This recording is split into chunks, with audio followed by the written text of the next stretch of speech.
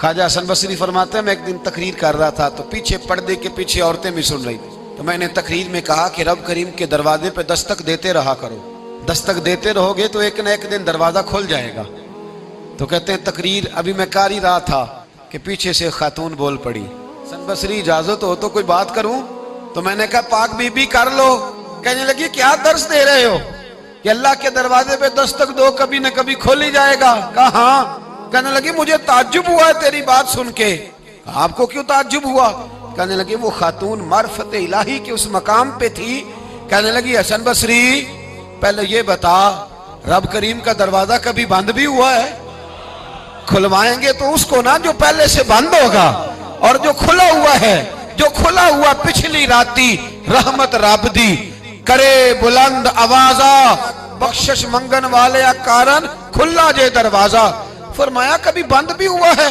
حضرت be be Rabia بصریہ ساری رات عبادت کرتی، ساری رات رب رب کرتی، اور فرمایا کرتی تھی میرا رب۔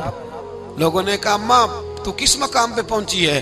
تو فرمانے لگی میں اس مقام پہ پہنچی ہوں کہ قبولیت میری دعاؤں کے قریب آ گئی ہے، قبولیت میری دعاؤں کے قریب آ گئی ہے، ابھی میں پوری دعا نہیں مانگتی، خدا کی رحمتیں پہلے برسنا شروع ہو جاتی ہیں۔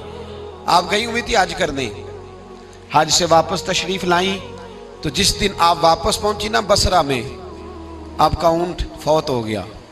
کچھ لوگوں کو نا بڑا پیار ہوتا ہے، میری دادی اماں نے نا ایک بچڑا پالا ہوا تھا، تو دادی جان کے ہاتھ میں پیڑا ہوتا تھا، دادی آواز دیتی مٹھو آ جا، بچڑا دوڑ کے آتا پیڑا کھانے۔ پیار ہوتا ہے نا، ہمارے ہاں دیہاتوں میں تو جانور گھر کے فرد بن جاتے تھے۔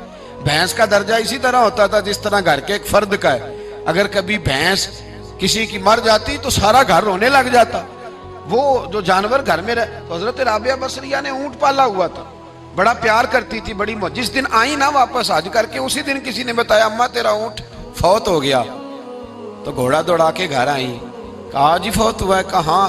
تو اونٹ کے سرانے کھڑے ہو کے دعا مانگنے لگی، کہنے لگی مولا جب میں حج کرنے گئی تھی تو اپنا مال اسباب تیرے حوالے کر کے گئی تھی، تیرے سپرد کر کے گئی تھی، اور مولا جو تیرے سپرد کرے تو اس پہ رحمت کرتا ہے، تو فضل کرتا ہے۔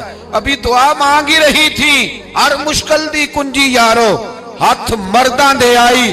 ابھی دعا مانگی رہی تھی، ایک آدمی چلایا، کہنے لگا اماں جی لوگوں کو غلط فہمی ہو گئی ہے، اونٹ مرا تو نہیں، وہ تو زندہ ہے، وہ تو پیر ہی لا رہا ہے، ایسے ہی غلط فہمی ہو گئی، سویا ہوگا، بے ہوش ہوا ہوگا، زندہ ہے۔